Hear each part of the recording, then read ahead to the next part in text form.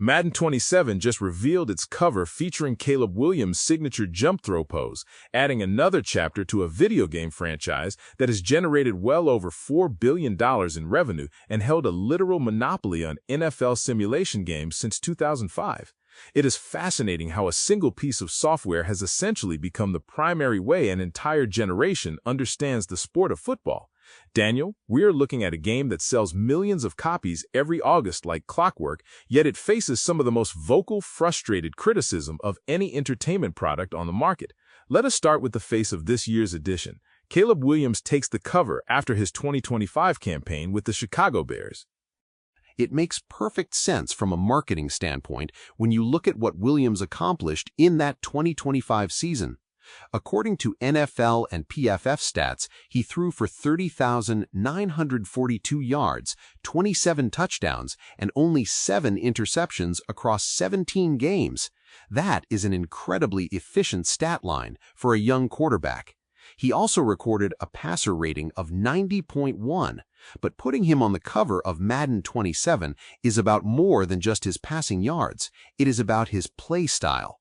The jump throw pose they used for the cover art, which the Associated Press reported on just this morning, captures that backyard, improvisational magic he brings to the position. EA Sports always wants the cover to reflect the current zeitgeist of the league, and right now, the league is obsessed with quarterbacks who can break the pocket and create secondary plays. That improvisational style actually transitions perfectly into the core gameplay mechanics we are seeing in Madden 27.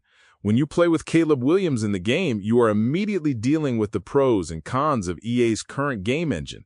The developers have leaned heavily into animation-based outcomes, so when you scramble and hit that throw on the run button, the game triggers a highly specific motion capture sequence. It looks photorealistic, like a Sunday broadcast, but it can also feel somewhat predetermined. You press the button, and you are locked into an animation rather than relying on pure dynamic physics. That tension between looking real and feeling real is the central debate surrounding Madden 27. On the pro side, the presentation is unparalleled. The series has always aimed for television-style broadcasting, and they have mastered the lighting, the stadium atmosphere, and the broadcast overlays. When you load into Soldier Field with Williams, it feels authentic to a Sunday afternoon, but the cons are directly tied to that reliance on older engine architecture. Because EA Sports is locked into an annual release cycle, they cannot simply rebuild the game from scratch. They are adding layers of new code on top of old code. Players often complain about offensive linemen ignoring blocking assignments or the ball clipping through a defender's hand. Those legacy issues persist in Madden 27 because untangling the foundational code would require taking a year off, which EA will not do given the massive revenue stream. Which brings us to the history of how this franchise became such an immovable behemoth. It is almost ironic that a game currently criticized for feeling disconnected from pure physics was originally delayed because its namesake demanded absolute realism. We have to go back to 1984 when Electronic Arts founder Trip Hawkins first approached John Madden about endorsing a football game. The origin story is crucial to understanding the DNA of the franchise. Trip Hawkins wanted a 7-on-7 game because early computer hardware simply could not handle 22 moving sprites on the screen at once. John Madden flatly refused. Historical accounts from EA note that Madden insisted it was not real football unless it was 11-on-11. Because of that hardline stance on realism, the very first game, John Madden Football, did not actually release until 1988 for the Apple II computer. Madden viewed the game not just as a toy, but as a teaching tool. He wanted the playbooks to reflect actual NFL schemes. He wanted the physics to mimic real player weight and momentum. For the first 15 years of its existence, the Madden franchise was widely praised for pushing the boundaries of sports simulation forward. The turning point for the franchise, and arguably the entire sports gaming industry, seems to be that exclusive licensing deal. As Britannica outlines, since 2005, EA Sports has held the exclusive simulation rights with the NFL. Before that, we had a highly competitive market.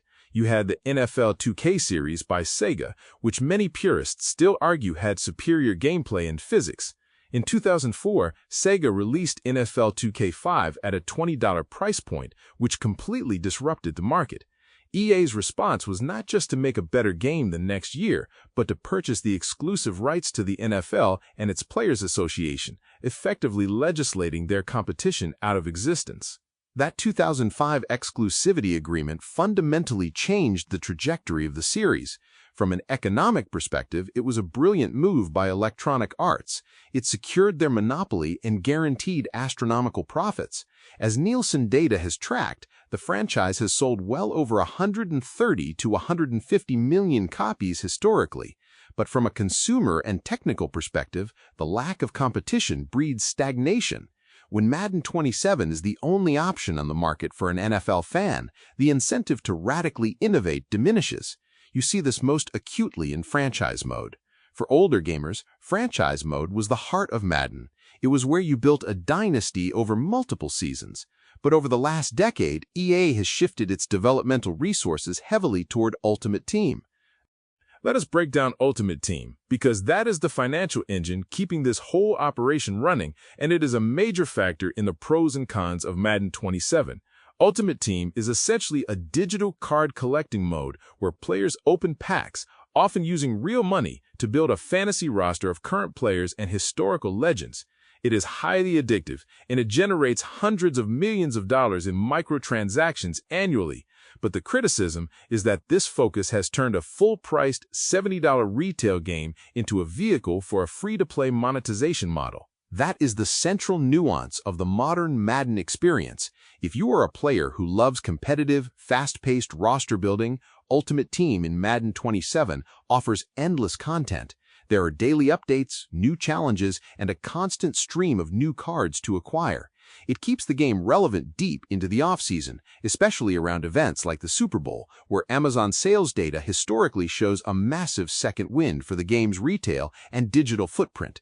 However, if you are a traditional simulation fan who just wants to play a deep, immersive, offline franchise mode, Madden 27 often feels hollow. The scouting systems, the coaching carousels, and the contract negotiations lack the depth found in older titles from the mid-2000s. The audience is essentially split into two camps: the competitive Ultimate Team players who drive the revenue, and the traditional simulation fans who feel left behind by the monopoly. That split audience highlights a broader cultural impact. Despite the frustrations of the offline players, Madden remains the primary entry point for young fans learning the sport. NFL coaches and players have cited the video game as their first introduction to complex concepts like cover 2 defenses, audible systems, and clock management. The game teaches the geometry of the football field in a way that simply watching a broadcast cannot.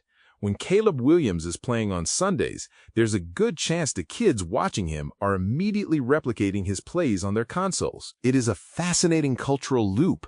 John Madden originally wanted a game that could teach fans about football. Today, we have current NFL players who learn defensive coverages by playing Madden as children. The video game has actually influenced the physical sport. You see younger coaches being more aggressive on fourth down, and many analysts attribute that cultural shift in part to a generation raised on going for it on fourth down in Madden.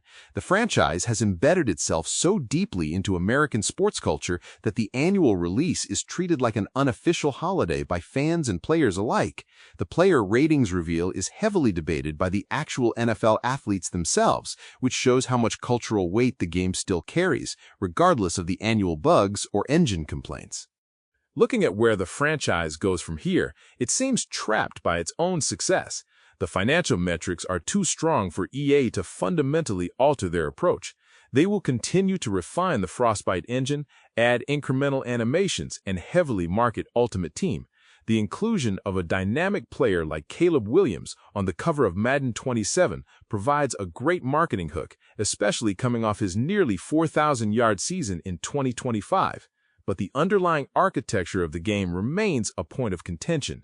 The audience is left to decide whether the unparalleled visual presentation and the addictive nature of Ultimate Team outweigh the legacy glitches and the shallow offline modes. That is the ultimate calculation for the consumer.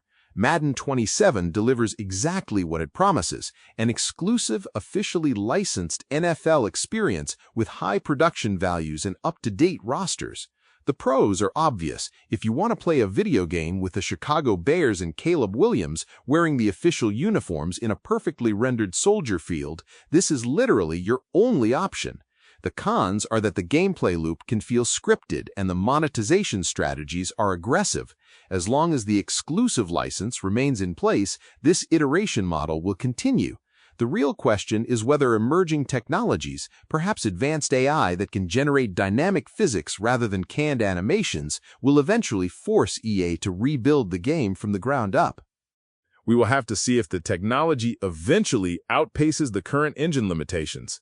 For now, Madden 27 remains the undisputed king of a one-castle kingdom, continuing a legacy that started on an Apple II computer and evolved into a multi-billion-dollar cultural institution. If you found this breakdown of the gaming industry's biggest sports monopoly insightful, send this episode to a friend who is debating picking up this year's copy.